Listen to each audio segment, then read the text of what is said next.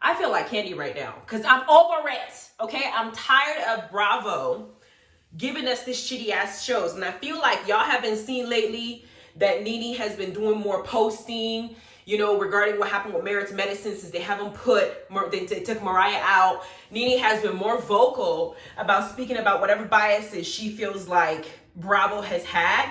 And now that she realizes how bad this season is doing, I don't know if it's because of COVID or if it's because of them not having her, Phaedra, and all some of the shit starters that make a show good.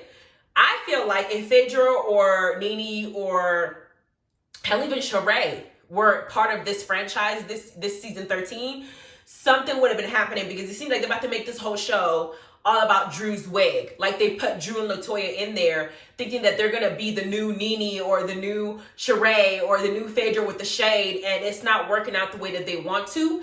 And LaToya is doing everything she can to retain the bag because she's going through a divorce. So y'all came here for a good show.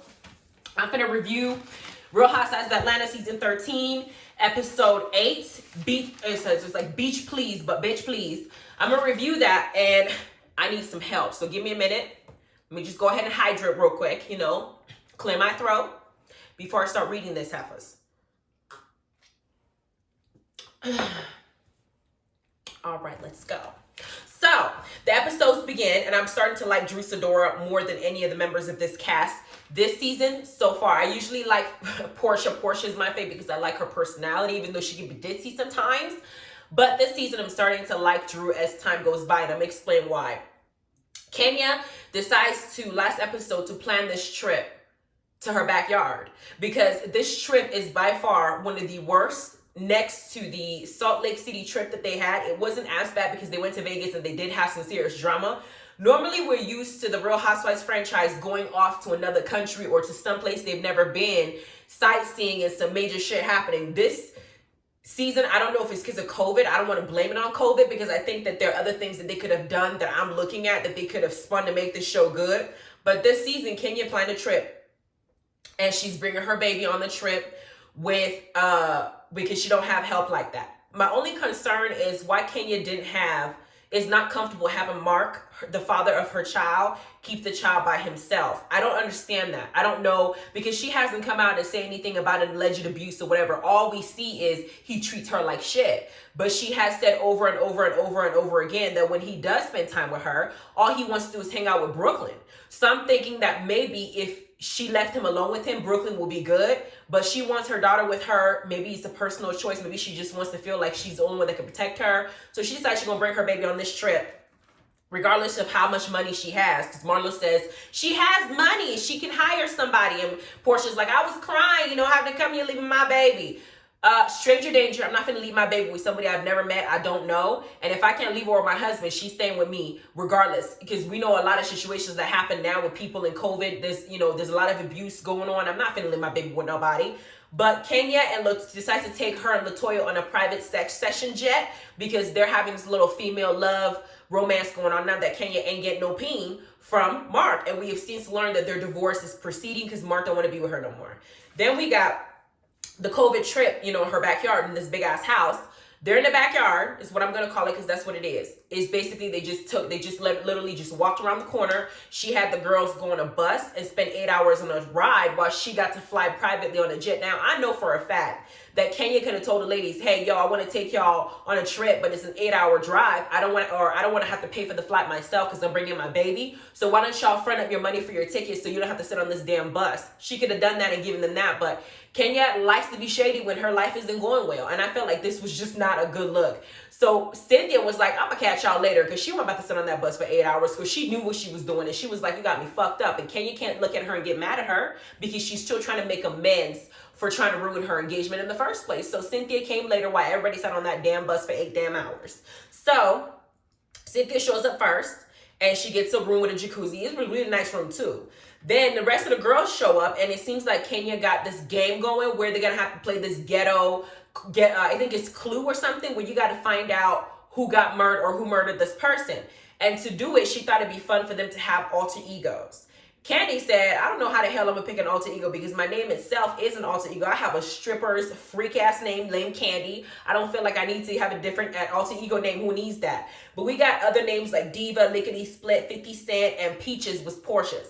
So the murder mystery begins, and I felt like this was something that was just put in to take up like showtime. You know how they, each episode is about an hour long with commercial. So they just plug in this little scene to waste our time. And I was pondering whether I should fast forward or not. Because I was just like, this, there's no reason for you to spend as much time on this as you did. Bravo. But they had this woman come running in, and she low-key stopped in the middle of her running scene to show that she got stabbed in her stomach on the side.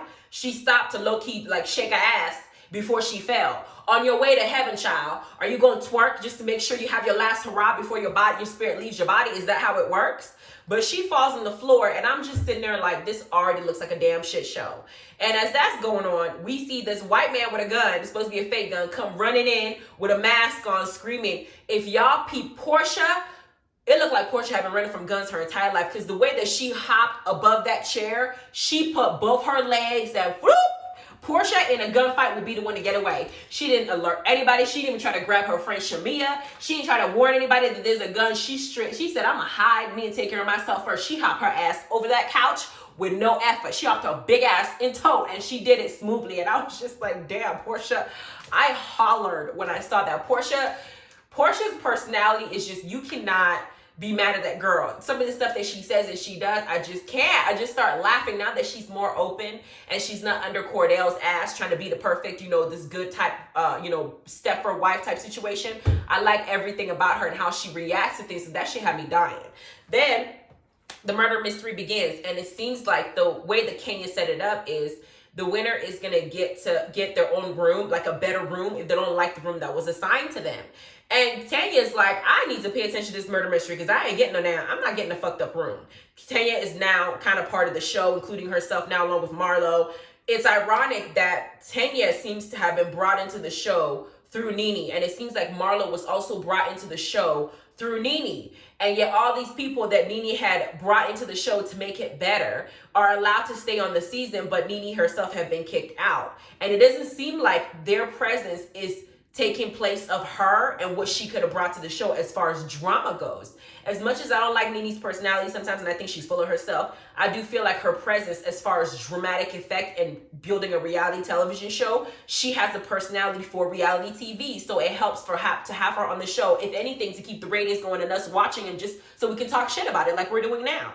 But Portia's in the corner drunk, and she's out there shaking her ass with the help, and you see the way they over there pop locking and dropping it, and I was just like, this is the most ghetto murder mystery I have ever seen. It is even worse than a damn board game because nobody was paying attention. I'm just sitting there looking at these people like, these white folks are probably looking at these black folks like, y'all just don't even know how to be respectful. This girl done planned us. She had us here, and y'all don't even, hell, we don't even know if the person you're pop locking and dropping with was the one who murdered that person.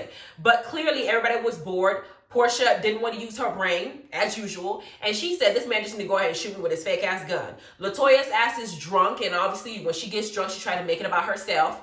Marlo is not, nobody's trying to do this. Only Candy and Tanya seem to be even giving it an effort or respecting the host. And it seems like, to me, I'm not sure, this might be a little bit of a stretch, but I'm feeling like once the party started off this way, Kenya looked at it as in, if I plan something and these ladies are going to show up and act the fool and not even care about me enough to do what I planned as the host, I'm not going to act like a damn host. I'm going to say, fuck y'all and do what I want to do, since y'all just want to do what you want to do. We just going to stay in this house until this thing is over, and we're just going to pretend that we had a vacation in my backyard and we're going to take our ass home. And that's what we're going to do. I feel like that's what she did, because moving forward, she didn't act like a damn host after this situation. She felt some type of way about how they even handled this murder mystery in the first place. So she was like, fuck y'all, I'm gonna do what I want to do. Then the Fallon shows up in the middle of it while everybody's still acting a fool and the murder still hadn't been solved. And these drunk people are out here breaking glasses. How you gonna go to somebody's house on a vacation and break some glasses while you're there? Like, this is just, it was just ghetto. Honestly, it was just ghetto. It was hard to watch. Like, it was just like, should I fast? Like, it was hard to watch. Then Tanya ends up winning the game. and she gets to pick her room. While this is happening, LaToya decides to scold Fallon for bringing her bestie husband to the trip, because Fallon said she wasn't going to stay in the house. She brought her man. So when she's done hanging out with this crazy women who are over here starting drama, she's going to go home and get some dick from her man. She's not about to sit up here and get dickless because she wants to be around these women. I'm not going to give that up.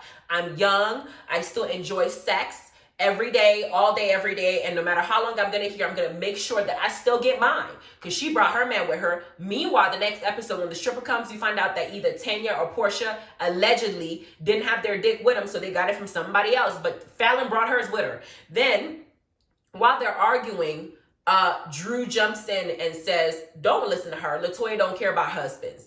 And she's saying it in a judgmental way in response to the flashback when Drew and LaToya had one of their first arguments. And Drew made a comment like, which on my review, I said I didn't understand what LaToya was saying.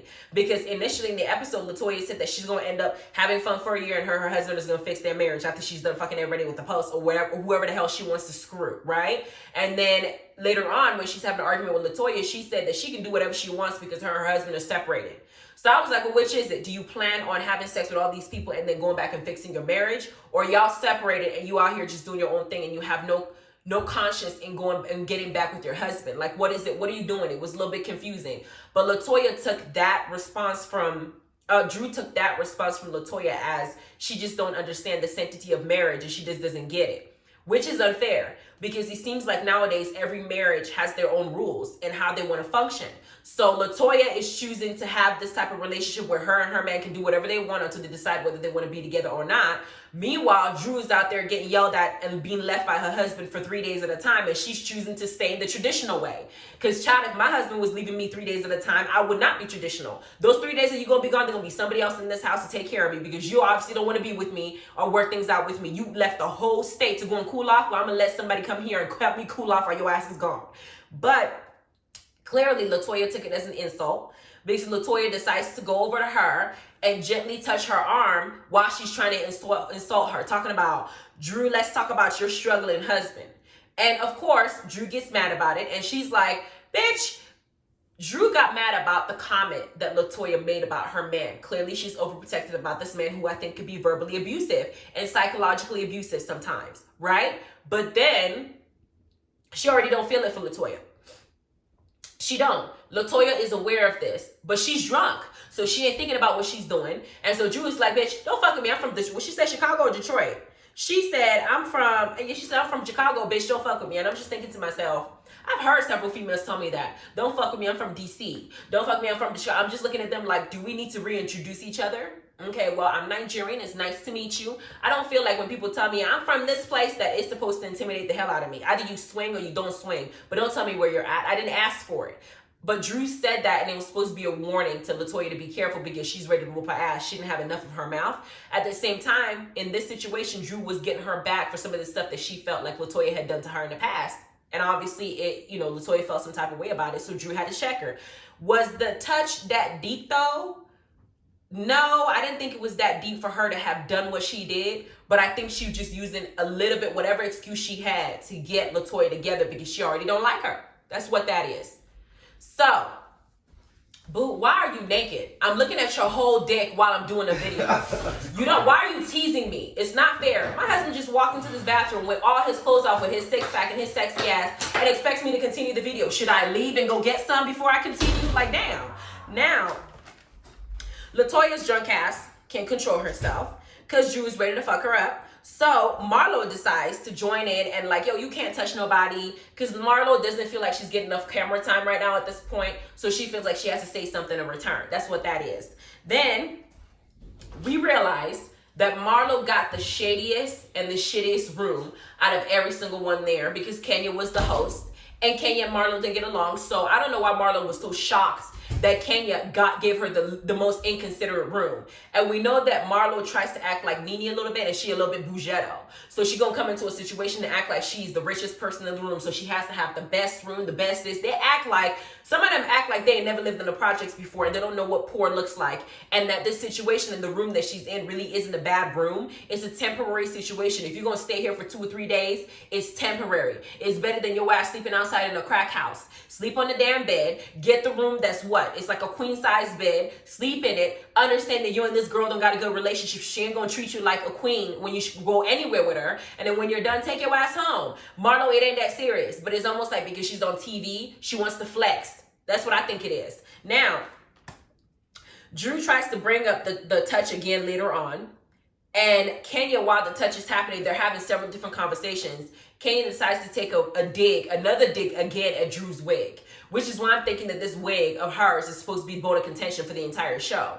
The fact of it is, all these heifers got somebody's borrowed hair at the top of their head. All these heifers are wearing weaves or braids or wigs. What you have on your hair is either somebody's human hair or something synthetic in your head. It don't matter that Drew's wig looked like it could swallow her whole face when she first came on the show. It's fake. All y'all got fake hair. So if you want to talk about her wig and it not being tacked down, whatever the case is, well, some of y'all might be bald underneath your damn wigs that you got on. We don't know what's going on with your edges. So there's something wrong with each and every one of you for you to be focusing so much on Drew's wig. Drew's a beautiful girl. So her wig was fucked up. Okay. Don't make the entire franchise about it. I don't want to be focused on Drew's wig. It ain't that deep. We're not having the snake wig gate. Like, it doesn't make any sense. Then, at this point, I had to fast forward to some of the scenes because I felt like it was wasting my time even further. But I stopped at when Shamia and Portia it seemed like they were by the pool or by the ocean or whatever, and they were talking, and Shamia was going through Portia's phone. And we find out that Dennis the Menace is still stalking Portia by sending her 500 and some messages telling her how much he loved her and how much he want to marry her.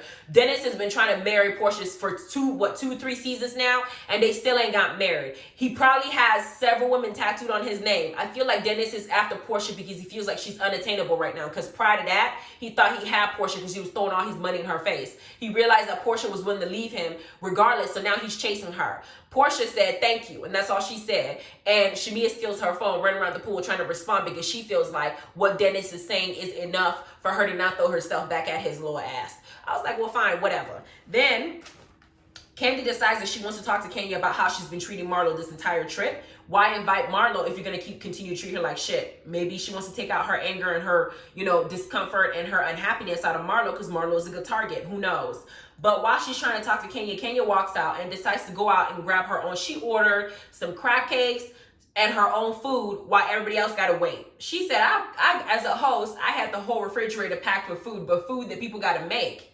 How are you the host and you're going to order food by yourself? If at the bare minimum, Kenya could have said, y'all, I don't feel like cooking. Ain't no chef coming today. Y'all got money. I found this restaurant. I'm finna order food for myself. What do y'all want to order something? Either you get on your phone, type this place in and order it because I'm going to get me some crab cakes because I'm not cooking nothing. The pig ain't going to be ready till later on so y'all can get this. Instead, she was selfish, probably trying to get them back for the way that they treated her and her planning, because Kenya has a way of holding onto something and kind of in an underhanded way, passive aggressive way, getting you back. She was still mad that the day before she had planned this nice murder mystery and they didn't act right. So she's like, fuck y'all, I'm gonna get me some food, I'm gonna throw it in y'all face. Now, this is the first time in years, I think, in the Real Housewives of Atlanta franchise where Candy's hungry ass has shown some emotion, because Kenya was flaunting that crab cakes in front of Candy, and Candy loves some food.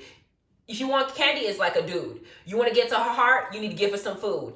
And this is the first time I saw her show some real emotion, because she wasn't having it. You can be mean and Marlo. You can be a rude host. You can have a set of asses and an 8-hour bus ride while your ass gets to be on a private plane with your, fantasy girlfriend.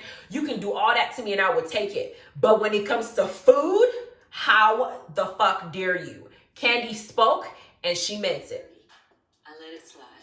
But here you come with this crab cake. Only for yourself. I'm over it. Did you Uber eat? So, before I get on to the next to the next part of the scene, I do want to mention that I do want y'all to go ahead and check out my books. Unleashed, my first nonfiction by Adiya Bat-Tritons on Amazon, Kindle, and paperback. Some of y'all who got the book have had wonderful things to say about it so far. It is educational at the same time as it is entertaining.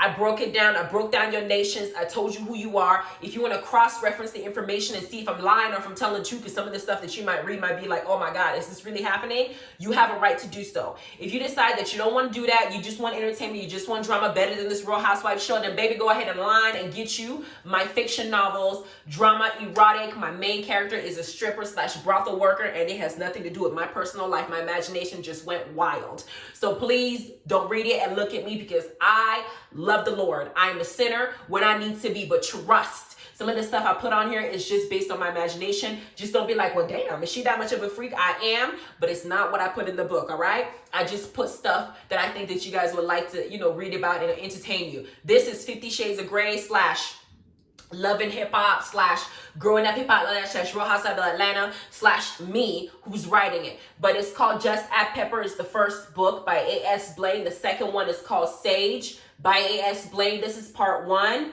This is part 2, and I'm currently working on part 3 and try to finish it. I'm hoping to go ahead and publish it by the end of this year. But go ahead and get your copies now on Amazon. It's on Kindle and it's on paperback, and you can order it and go ahead and enjoy yourself while you're on quarantine. But as we get along to this Real Housewives situation, Drew's wig again becomes topic because Toya decides to go to the store. She planned this whole shady situation where she was gonna get up, spend time, go to the store, spend a whole lot of money buying her a wig because she wanted to get Drew back, because she felt like Drew punked her ass the day before when she checked her and said, I will fuck you up if you keep playing with me. LaToya saw how people reacted. She apologized, yes, but she knew that she was punked. Like Shay in Love and Hip Hop when Shay had to apologize to Trina's cousin, or Trina's cousin. I keep forgetting her name. Beautiful as she is. What's it called? His ex-wife. I'm blanking right now. But Shay had touched her because of pleasure, and Trina punked her, and she had to apologize. And Boots got asked on the on live on Instagram talking about, I never would have apologized after I cussed out a bitch. But then you got LaToya haven't apologized to Drew. She feels some type of way. She wants to get the edge up on Drew like she had before when she was talking about her wig. So she went out of her way to go out and buy her a wig. While this is happening, Kenya had a whole swine being cooked, prepped, ready. They took out the butt, they cut it open. I'm just like, look at the whole pig. They got the ribs, they got the baked beans, they got the mac and cheese with a side of vegan prayer from Portia, and Bravo shady ass decided to play this song while Portia was praying, talking about Jesus. I was like, oh my God. They just had this little, what did it say? It said, take me to the higher ground. And they had the whole choir going as she was praying. And I was just like, whoever does this editing, I don't know. Sometimes they do some shady shit themselves. It's funny as hell. So at the dinner table, LaToya decides that this will be a place where she can now redeem herself. Everybody's there. If she's going to embarrass Drew, she has her opportunity to do it now because she got everybody's undivided attention. Now the food is in their bellies. So she turns to Drew and says, you know what? I want to apologize to you because I felt like if I was going to talk shit about your wig, I should have done it to your face instead of doing it behind your back. Not that I'm apologizing for what I said, because I meant it. It wasn't tacked down right. It wasn't glued down right. It was lopsided. It looked like you had a cat on your head. She was just throwing digs at her and expecting Drew to sit there and take the entire conversation and not say anything because she put it in the form of, I'm trying to apologize. But Portia peeped it and stopped to say, yo, you're being rude while you try to apologize to her. So she says, I bought you a wig. And I love how Drew Sidora handled herself because she had already prior been told about this wig debacle. So she came ready. So she looked at her. She said, oh, that's so sweet. Thank you for doing it. I get my wig from the top wig stylist in Hollywood, so I don't need it. I probably won't be wearing that thing you paid all this money for to throw me to try to get me back and throw shade in my direction. But you know what, girl? I took the opportunity to get you something too. And everybody's sitting there wondering, what the hell did Drew get her? Drew gets up, and Drew's on shade is less expensive and most effective. She came down with a paper of a blown up picture of her with a nice wig, beautiful face, and she said, you have taken the time to examine me more than I think a lot of people have, and the only people that can do that to me are people who I consider are my biggest fans. So as a fan, child, I'm gonna have to give you a autograph of my face so you can keep, and I'm gonna put to my biggest fan on it.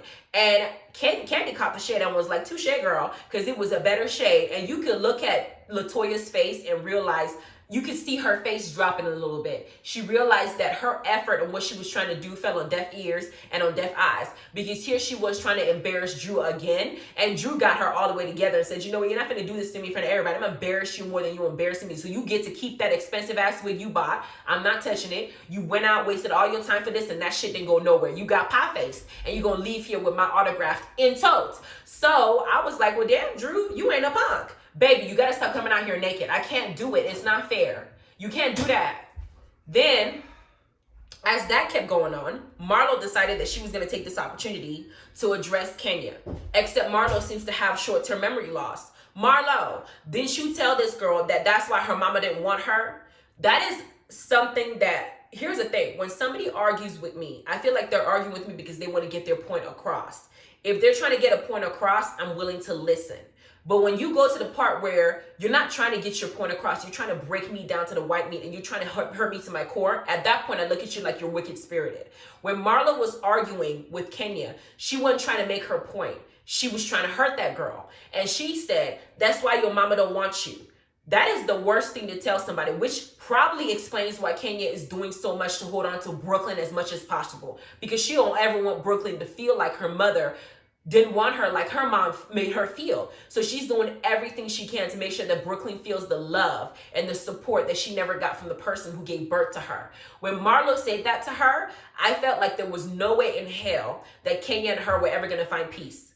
Because I felt like in that moment, if Kenya were ever to be friends with Marlo and she was ever able to, I guess, be vulnerable in front of Marlo and tell her her personal life, because that was something personal that Kenya had shared. She's not sharing it for you to throw it in her face. She's sharing it because she was trying to build a connection with her friends, and Marlo used it against her and abused it. So I don't know why Marlo's acting shocked that she got the shittiest room, or sitting here talking about, when you gave me that room, it hurt me. Bitch, nobody care about your feelings. Yeah, Kenya did this shady stuff to Marlo too, where she went and ruined her event, you know, with Kenya more hair care, Kenya more hair, all that stuff. Yes, I get it. But what Marlo did wasn't just shade. It was cruel for you to do that, because people stay in therapy for a long time trying to figure out why their parents don't want them. I don't think you understand what that does to a child when their mom tells them, I don't want you, I don't love you, I never wanted you. That is a psychological problem that some people never get over, because they feel like they're not loved properly, which is why Kenya keeps falling in love with all these wrong people. She's already been rejected from the moment that she was a child. So she's sitting here trying to maintain a relationship with a man that don't want her and is treating her like he don't want her, and she's trying to hold on to him too. You don't know what that girl's going through. So I feel like Marlo, Kenya is not cussing you out all the time. All she's doing is giving you a room that's not infested with cockroaches, that still has a pillow, a queen size bed, some mattresses, a shower. Yes, it may not be used to your little, spacious room you have, but what she's doing is not as bad as you might want it to be. Just take the damn room. It's only for a few days and get over it. Then in this conversation, Marlo is realizing that Kenya is not about to feel sympathy for her, saying, she hurt me, whatever the case is. So Marlo starts taking digs at her. Because I talked about your fake butt. She's like, well, Kenya's like, well, my butt's not fake. She's like, the one you got injections. Kenya's like, I didn't do nothing to my butt. Kenya, I'm going to need you to tell me the truth. Because as much as you want to get back at Marlo, ain't no way that ass hadn't had any work done to it. I seen that ass. Y'all saw a video she recently posted. She was walking and going down the stairs. She was wearing like a workout outfit. The way that her butt looked, it is not a natural shape of an ass. I don't care how many times you work out. Her ass looked like two blocks, like two building blocks put together and just put on that little ass legs trying to hold it up. And it don't look like it fits it at all. It didn't work. Girl, you did something to your ass, and whoever did it didn't do it correctly. So go on and tell the truth, because she said before she had butt surgery years ago. So now that she's saying that she don't have nothing in her ass, did you try to have it removed and it wasn't done right? Which is it? Because it don't look right. It looks a little bit like Lyrica's ass, lopsided ass, except her ass Lyrica's ass don't look quite as bad as Kenya's, even though we can tell that Lyrica also has some modifications. The only person that I've seen that has had ass job that I think was well done was Nicki Minaj and Nika Mudaris. They have ass shot. Their ass work looks decent. I think that it looks like it's something that's decent. It's not bad. It's not unseemly. It's not unsightly. K Michelle's ass was just too damn big. It looked like it was falling off her back. So with Kenya's, I don't know who did her ass job, but she need to get her money back, and she need to get her real ass back, because that don't fit her body, and she did get some work done, and that's just what it is. So the episode ends, okay, and they show us what's gonna happen next week. And next week is when they have that issue that they broadcasted later on that they're gonna be arguing about, where I think they hired a stripper for Cynthia, who's getting ready to get married, for like a mini bachelorette party for her.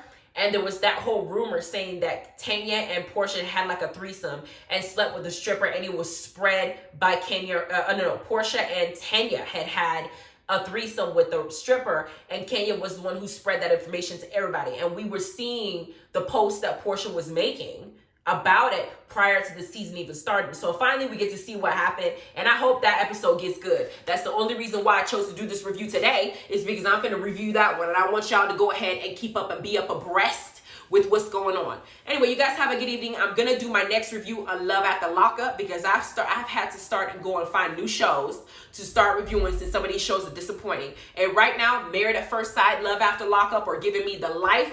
Married to Medicine is about to start in early March, and so is Basketball Wives. So you're gonna be getting a lot of reviews on this channel, and I hope y'all are well entertained. Have a good day. Bye.